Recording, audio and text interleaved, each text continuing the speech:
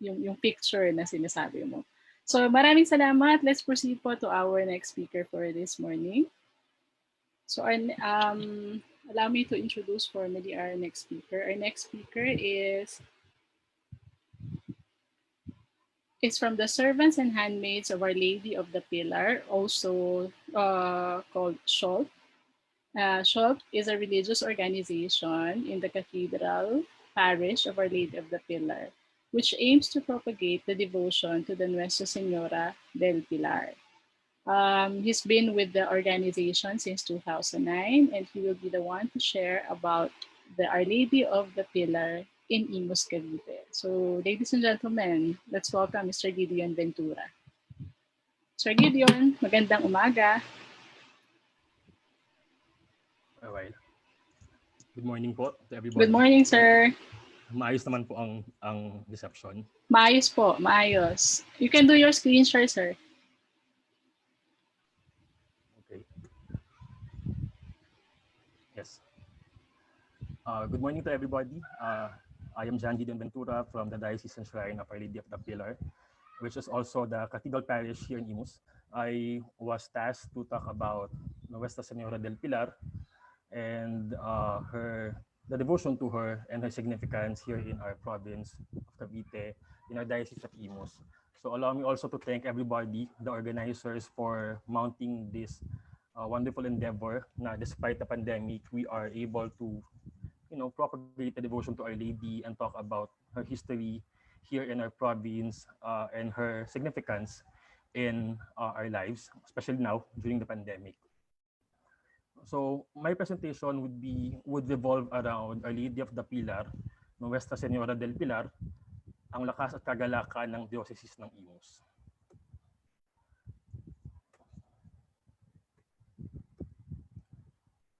Unang-una, ating tatalakayin ang simbahan ng Imus, ang pisikal na simbahan ng Imus. The first church in Imus was actually built in 1715 by the Augustinian Recollects. The first church did not stand in the current area or the place of the church. It was built using light materials, bamboo and nipa and nipa grass, kogon, in a place called Tuklong. Tuklong was eventually called Pueblo Viejo, or in Tagalog, which is its current name, Bayan Luma. Bayan Luma because it used to be the place where the church stood. In 1719, after multiple times wherein the church, which was made of nipa and bamboo, was destroyed because of typhoon, fire, or earthquake, the friars decided to replace the church with a sturdier structure. So in September 1719, the church made of light materials was replaced by a stone chapel. In 1766, a church in Manila called San Juan de Bagong Bayan was ordered to be destroyed, basically, kasi it got into the way of defending Manila.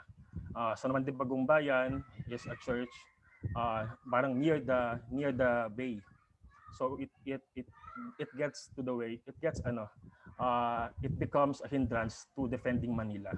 So the stones from San Juan de Bagong Bayan were ordered to be transferred to Imus to be used in building the new church in the present location. In 1779, the image of Our Lady of the Pilar was transferred from the Palma residence to the church.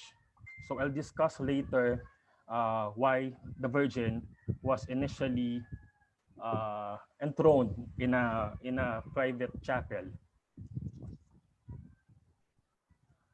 Up until 1795, Hacienda de Imus, even before it became a town, was under the jurisdiction of Cavite Viejo, which is now Cavite. So for many years, Imuseños had to go to Cavite for their spiritual needs. They had to go to Cavite to attend Mass and to receive the sacraments. It was on October 3, 1795, by order of then Governor General Rafael Maria de Aguilar and Archbishop Juan Antonio Gallego, that the new parish of Imus was established, breaking away from Cavite. The parish was dedicated to Nuestra Señora del Pilar as the principal patroness, and in memory of San Juan de Bagumbayan, San Juan Bautista was named secondary patron of the parish. It was said that in 1922, between 1822 rather, to 1823, there was a strong earthquake that destroyed the first stone church, the church that wherein the stones from San Juan de Bagumbayan was built. It was destroyed by an earthquake. So they had to build a new one. The construction of the new church, which is the current church, started in 1825 and was spearheaded by Father Nicolas Becerra de la Montaña. Temporarily, they had to transfer all religious services to the old chapel in Toclong. It was only in January 23, 1843, that the religious services had to be transferred back to the new church because it was nearing completion. In 1853, the current church in the current location was completed. So there is the short and brief history of the current church here in Imus, Cavite. I would now be going to the different recognitions given to the church and recognitions given to the devotion to Our Lady of the Pilar. And I would just like to say that these devotions, even though man-made, are not meant to glorify us, to glorify any of us, but they are meant to give the glory back to God and to thank God for whatever grace we, or whichever graces we get from Him and through His Mother Mary. So up until 1961, the entire province of Cavite was under the jurisdiction of the Archdiocese of Manila. It was on November 25, 1961, by virtue of Pope St. John the 23rd's Christi Fidelium, that the Diocese of Imus was created. The Diocese of Imus covers the entire civil province of Cavite, and because the parish of Our Lady of the Pilar in Imus was chosen to be the seat of the diocese, the church in Imus was made into a cathedral, and Our Lady of the Pilar was named titular patroness of the entire diocese. As you can see in the photo, that is actually the invite or the program for the formal election of the diocese, which happened on April 26, 1962. It also coincided with the installation of the first Bishop of Imus, the Most Reverend Artemio Casas. One of the most significant events that happened in Imus during these recent times is when the Diocese of Imus hosted the Asha Fiesta. So for those of you who do not know, there is an Asian Youth Day that happens every 3 years, and this is organized by the Federation of Asian Bishops Conference. It is an international event wherein young people from all over Asia come to the host country or to the host diocese to come together and celebrate the gospel and relive Jesus's mission and his calling. The Asian Youth Day for that year, 2009, had the theme Asha Fiesta, Young Asians Come Together, Share the World, Live the Eucharist. The Cathedral of Imus, being the seat of the host diocese, was the center point of all celebrations. It hosted the opening and the closing of the Asian Youth Day for 2009. In 2010, because Reverend Father Alan Valero, who was then parish priest of the parish of Imus, the Cathedral Parish of Imus, wanted to further honor Our Lady of the Pilar as the patroness of the diocese, he spearheaded the proposal for the canonical coronation of Our Lady of the Pilar. He directed our organization, the Servants and Handmaids of Our Lady of the Pillar, as the ones who will be in charge of collating the data needed uh, to to petition the canonical coronation. Just a bit of trivia. It was in November 2010 that the documents for canonical coronation were finished, and I actually had the extraordinary privilege of handing the papers to the house of Bishop Tagle. The papers, the documents for the canonical coronation were brought by Bishop Tagle himself to the Vatican for approval. Exactly 10 years ago, yesterday, May 11, 2011, the petition for the canonical coronation was granted and it was approved by His Holiness Pope Benedict XVI. The one you can see in the photo is a copy of the papal decree granting the coronation. As you can see there, it was dated May 11, 2011. The crowns that you see on the photo are the canonical crowns of Our Lady of the Pilar of Imus. Actually, you'll see the crowns later on in some other photos because it is the antique crown of the Blessed Virgin Mary of Our Lady of the Pilar. Actually, the canonical coronation of Our Lady of the Pilar of Imus was originally slated to be done on October 12, 2012 to coincide with the Fiesta of the Virgin Mary. However, because of the unavailability of then Archbishop Tagle on that date, it had to be moved on November 25, I think, of 2012 to coincide with the closing ceremonies of the 50th anniversary of the Diocese of Imus. However, it had to be moved again on December 3, 2012. It's as if Our Lady really wanted for her to be crowned by her son Chito. The rite of coronation was held on December 3, 2012. It was officiated by His Eminence Luis Antonio Cardinal Tagle, who himself is from Imus, who hails from Imus. The event was attended by priests and the clergy from the entire diocese and people and devotees from all over the province. To coincide with the 8th anniversary of the canonical coronation of Our Lady of the Pilar, Monsignor George Morales petitioned that the Church of Imus, that the Cathedral Shrine of Imus be elevated into a diocesan shrine. The petition was then approved by the Most Reverend Rinaldo G. Evangelista, Bishop of Imus, and on December 3, 2020, as I said earlier, 8 years after the canonical coronation, the Cathedral Parish of Imus was elevated as the diocesan shrine of Our Lady of the Pilar. I will next be tackling about Nana Pilar, the devotion to her, and the Imuseno devotion to Our Lady of the Pilar. Nana Pilar, bukal ng ating lakas at kagalakan.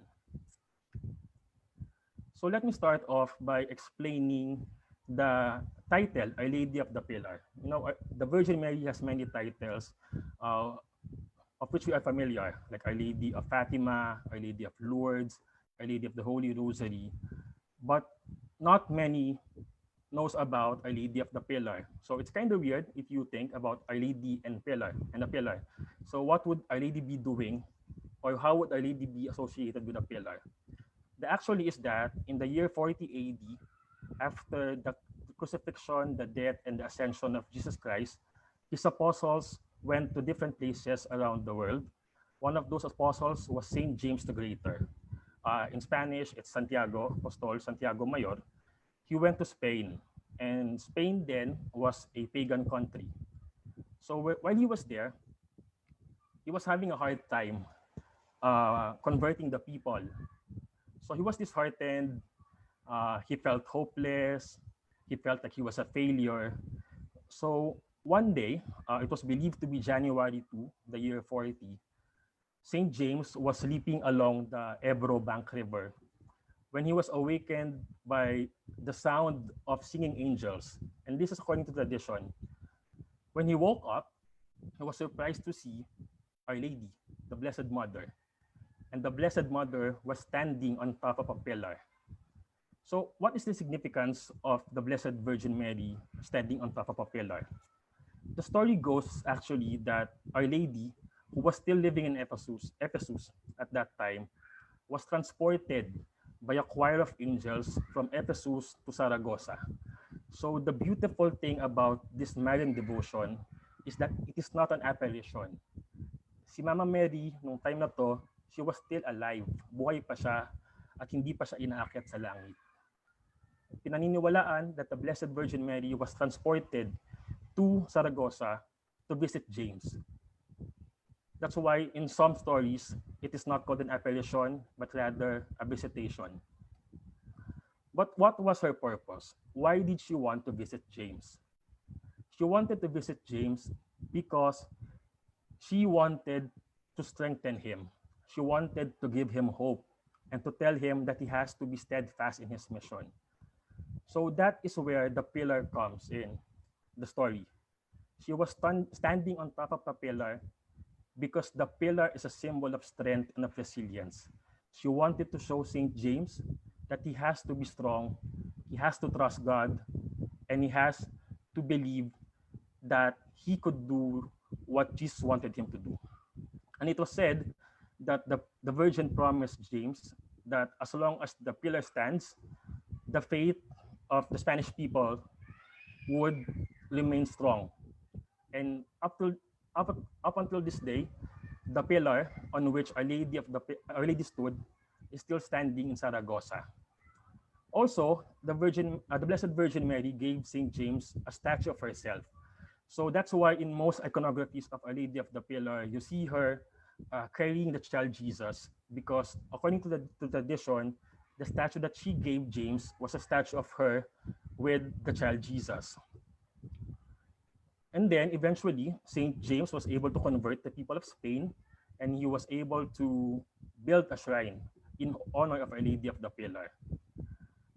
Eventually, St. James was martyred in Jerusalem, and the devotion to Our Lady flourished. And this has particular significance in our faith as Filipinos, because Our Lady of the Pillar is the patroness of all Hispanic countries. She is the patrona de la Hispanidad. The Philippines, being a Hispanic country, is included in that region.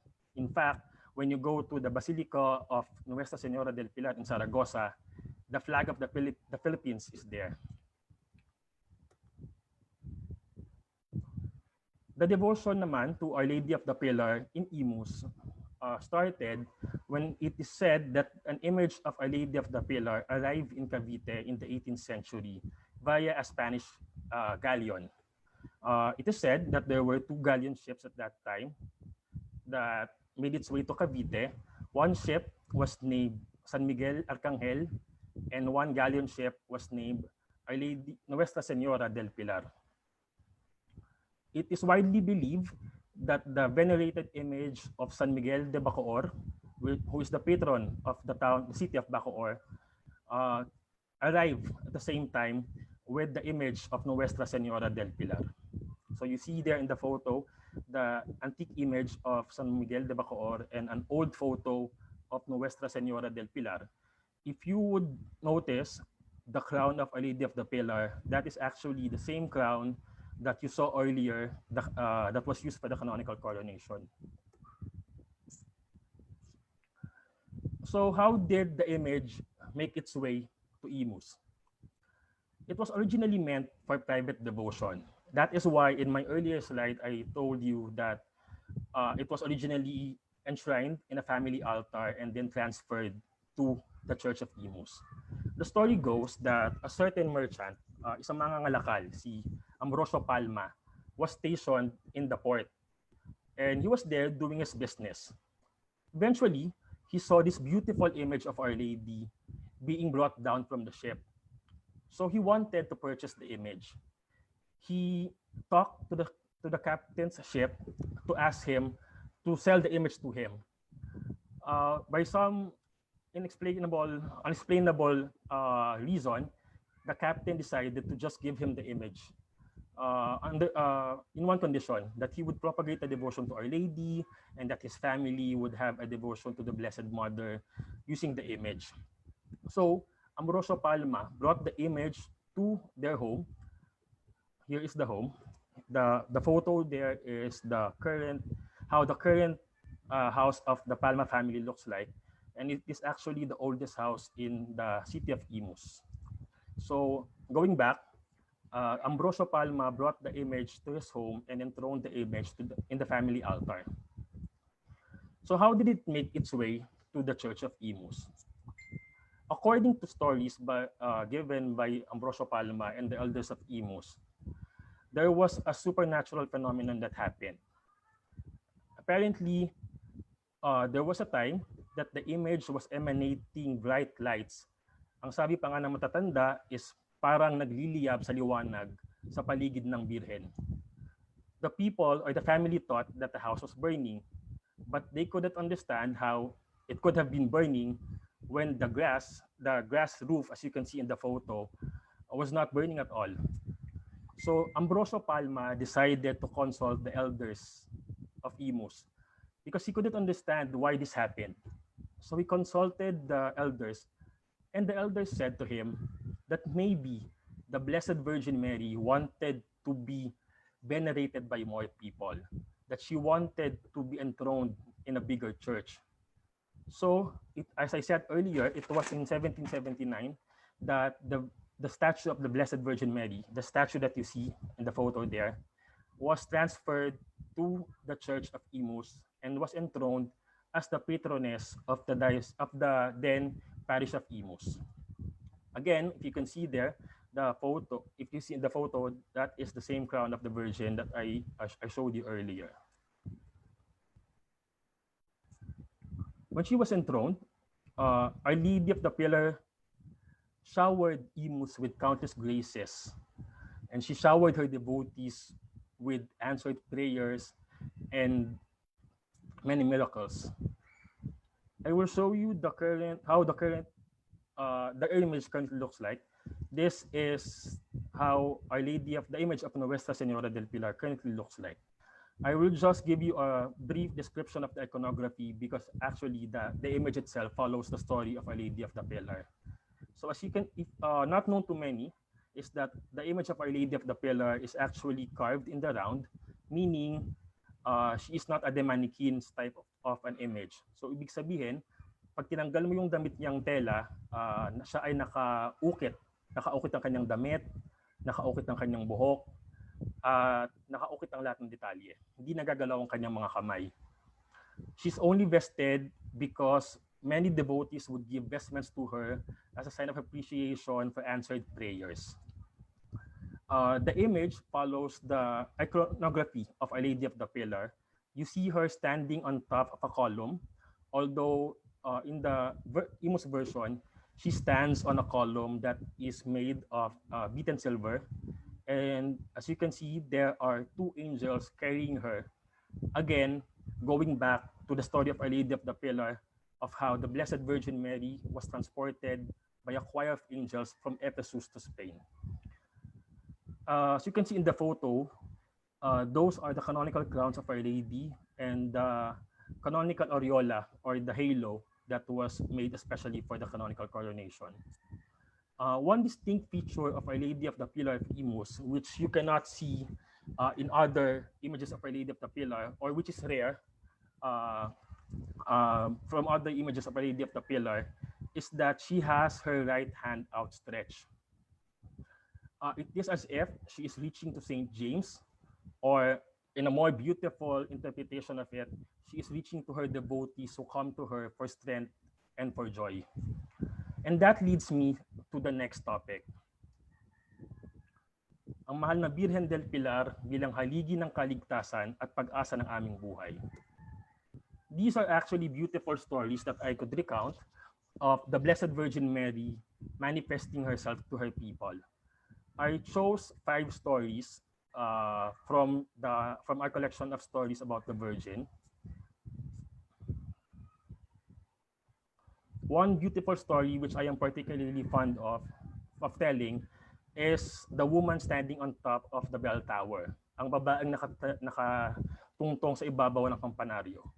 Sinasabi noon ng mga tao na sa tuwing mayroong sakuna sa bayan ng Imus, whenever there are typhoons, fires, or even calamities na hindi man-made, violence or whatever, they would often see a woman standing on top of the belfry. And people interpreted it as a lady of the pillar standing there to watch over her people, to take care of them, and to oversee her town. Also, there was a beautiful story recounted in the 1930s about a woman bathing her son in the plaza fountain. The story goes that like this. In the 1930s, there was a certain Imusenyo who went by the nickname Omeng. He was to go to the market. And if you know Imus, if you would go to the market, you'd have to pass by the church. So nung dumaan si Omeng sa simbahan ng Imus, nagulat siya. He was surprised to see that the huge cathedral doors, the huge church doors opened by themselves. So he was curious, nag-imbestiga siya. It was said that he hid himself in the plants sa plaza, and he decided to investigate and to look on what was happening. Ang nangyari daw ay nagulat si Omeng nang ang bumukas ang pintuan ng simbahan ay may isang babaeng lumabas mula sa simbahan. Ang goal o ang gagawin ng babaeng ito ay paliliguan ng kanyang anak sa noon ay fountain o sinasabi ng iba ay balon or well in the plaza of Imus. And Omeng was surprised because as the woman was bathing her son, there was a very beautiful fragrance na distinctly, it was similar to roses that filled the air. So he got more curious. So he stayed there to find out what was happening. And then eventually, when the woman was finished bathing her son, she brought him back to the church. So sumunod si Omeng. At nakita din nga daw, di umano, na nagbukas din ng kusa ang mga pintuan ng simbahan. At nang siya ay makarating sa simbahan ng Imus at siya ay tumingala sa altar, kasi noon ang biren ay nasa altar mayor, nakita niya, he was surprised to see that the same woman who was bathing her son in the plaza fountain was the same woman who was enthroned in the altar. I've also included a more recent miracle attributed to Our Lady of the Pilar. This time it happened in 2001. There was a seminarian named Conrad Merdeguia. He was sick.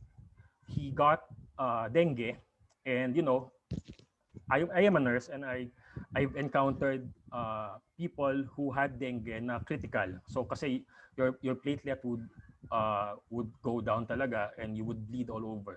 So this Conrad Merdeguia was severely sick of dengue. So the rector of the seminarian, Father Chito Tagle, who is now Cardinal Tagle, directed the seminarians to dance the caracol with one thing in mind, and that is to ask the Blessed Virgin Mary to intercede for Conrad Merdeguia.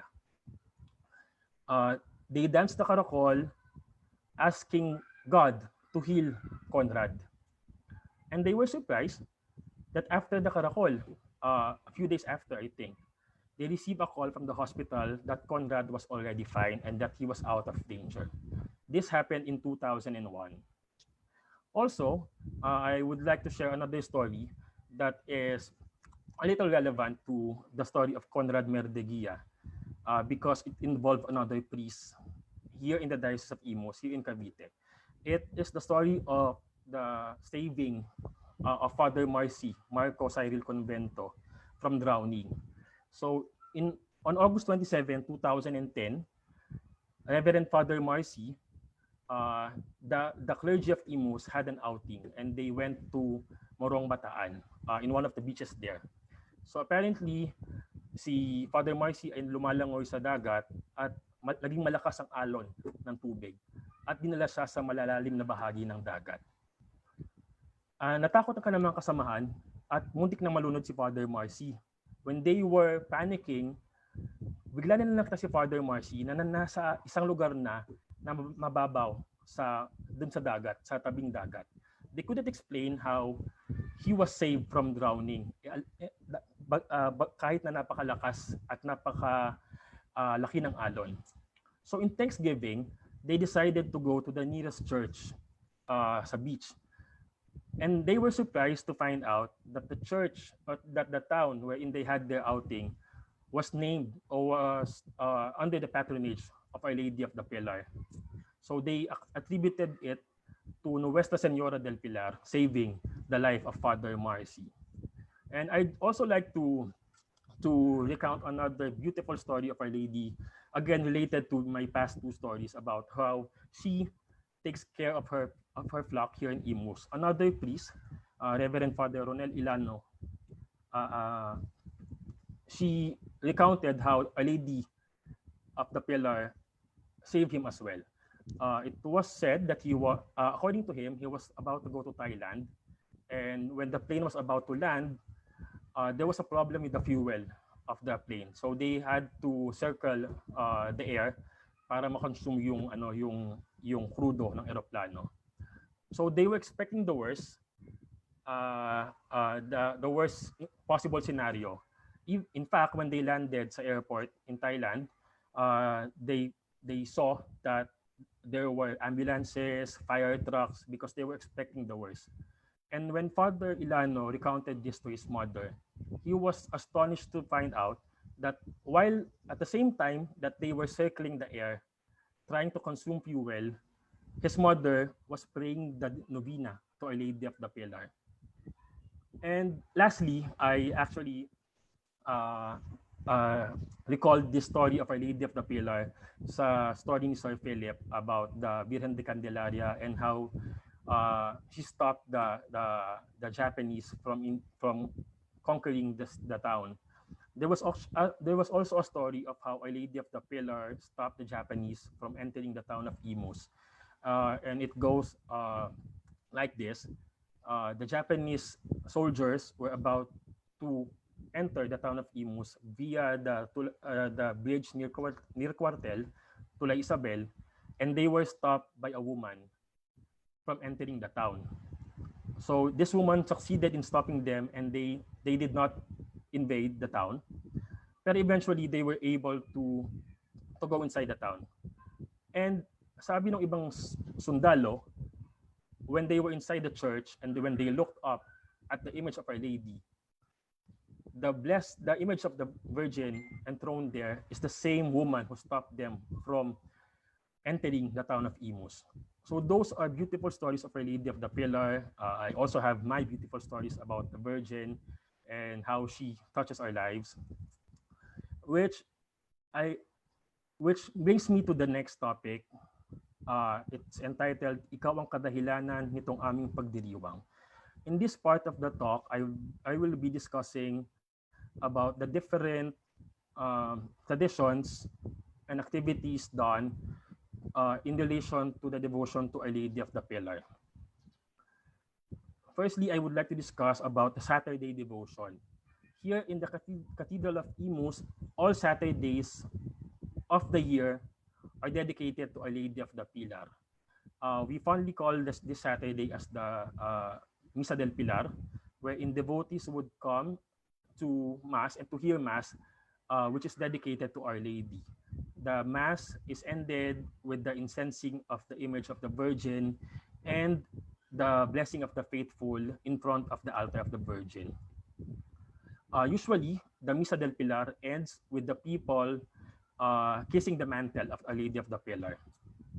Also, Imus has its Dalaw Patrona.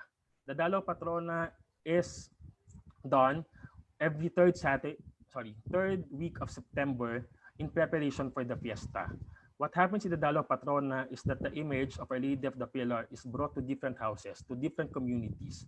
So the image of Our Lady is brought to houses in each barangay that is under the jurisdiction of the parish. In the earlier times, it was the original image that was brought to these houses for the Dalaw Patrona. However, eventually a replica was made, and this replica is the one that visits houses Eventually, in recent times, the image of Our Lady was brought to chapels, to barangay chapels. And this usually ends with the image of the Virgin being brought back to the cathedral. Also, during Fiesta, we have the Caracol, a distinctly Caviteño tradition and activity wherein the image of Our Lady, the original image of Our Lady, is borne on the shoulders of people and brought around the town. So the Caracol happens every October 11, the eve of the Fiesta. And as time went by, the Caracol got longer. In the earlier times, the Caracol only lasted for like 4 hours to 4 to 5 hours. But in recent times, the Caracol uh, finished at around 9 p.m. This was because there were more people who wanted to carry the andas and who wanted to have the opportunity to basically carry the Blessed Virgin Mary. The Caracol also ends in the cathedral where the Salve is sung and the faithful who attended are blessed. During Fiesta also, the Fiesta Procession takes place. The Fiesta Procession is done on the evening of October 12th, the Feast of Our Lady, and it goes around the town of Imus. One beautiful practice during the Fiesta is when the carroza of the Virgin passes by the Palma residence, it would stop for a while and there would be salutations to the Virgin with fireworks. This recounts how the Virgin was transferred from the house to the church. The Fiesta procession ends in the cathedral, and that is where the Lua takes place. The Lua is a salutation. It's a poem. It's a poem written to honor the Blessed Virgin Mary, to honor Our Lady of the Pilar. Here in Imus, the Lua was written by His Eminence Luis Antonio Cardinal Tagle as his way of honoring and giving his salutation to Our Lady of the Pilar. It was first recited in 2009 by Father Ronel Ilano. And from then on, the tradition came to be that the Lua is to be said, is to be recited by a priest who hails from Imus. Eventually, other priests in the diocese are assigned to recite the Lua. And during the last Lua, the Lua was actually recited by the three parochial vicars of the parish, the cathedral parish. Also, one major feast in Imus is the Feast of Saint Joseph. It is celebrated here in Imus on the Sunday closest to March 19. And it is celebrated with much pomp and pageantry. And Our Lady of the Pilar, the image of Our Lady, is also brought out in procession.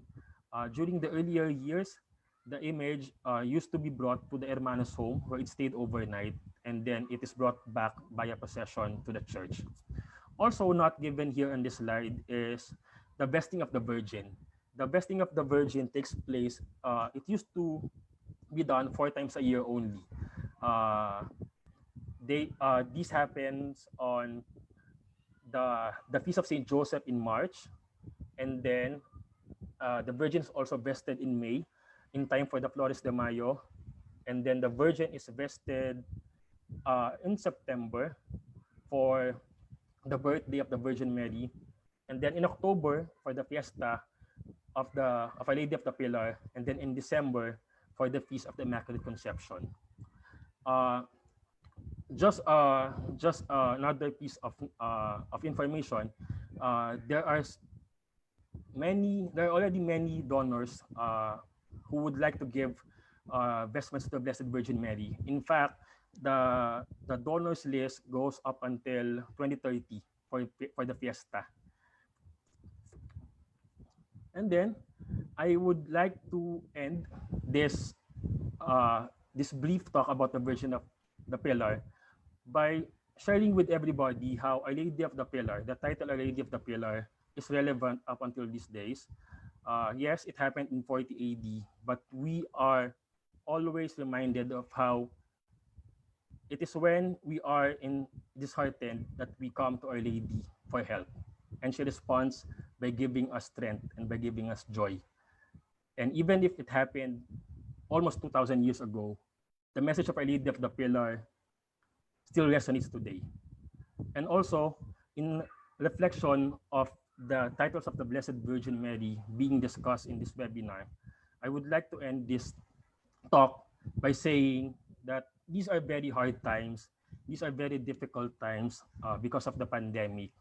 And I know that we have had our moments of solitude. And during these moments of solitude, let us gaze up to the Blessed Virgin Mary, and she would direct us to her son, Jesus, who, like a candle, is the light of our world. He is the light during these times of darkness.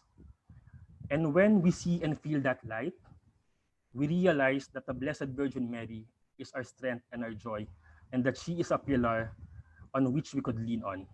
So there you go. That is my brief discussion about Nuestra Señora del Pilar. Thank you and stay safe, everybody. Thank you. Thank you for that, Mr. Gideon. Amen. Thank you. Yun po ang masasabi ko. Amen. Marami pong salamat. And thank you for that very inspiring and warm closing message for our audiences virtually. I'm sure marami kayong tanong, marami akong natututunan personally sa ating mga devotion sa Mahal na Birhen dito sa bayan ng Cavite. Pero bago tayo mag-proceed, kasi we're running, masaya at mahaba ang mga diskusyon, pero masaya at makabuluhan at higit sa lahat ay very spiritual. So, but before that, I'd like to do a shout out muna kasi marami tayong mga bisita virtually kasi hindi tayo nagkikita-kita, pero I'd like to shout out po to our viewers and sharers. Right now, we have about we have audiences in our Zoom. They're from grade school, junior high school, senior high school, college, and faculty and professionals also. And a lot are also devotees of our virgins, or our Virgin here in the province of Cavite. We also have friends in the Zoom from the National Historical Commission of the Philippines. We have friends also from Laguna. Meron po tayong mga kasama dyan from Laguna and from the Southern Luzon Association of Museums. We have also friends here in the Zoom. Sa atin naman pong Facebook Live, marami pong salamat sa mahabang engagement at sa marami pong mga tao at group na nag-share ng ating webinar ngayong hapon. So I was told ito po ata ang isa sa mga una, kung hindi man una, na nagkaroon ng pagkakataon na magkakasama tayo sa ang mga birhen ng Cavite sa isang mahalagang okasyon na meron tayo ngayong araw na to. So we'd like to thank the 103 sharers of our webinar for this morning leading towards the afternoon. Okay, so I'd like to introduce now our third speaker for this morning pa ng umaga. We also have here, sabi po rito, we also have here the DLSUD Prayer Rosary Circle.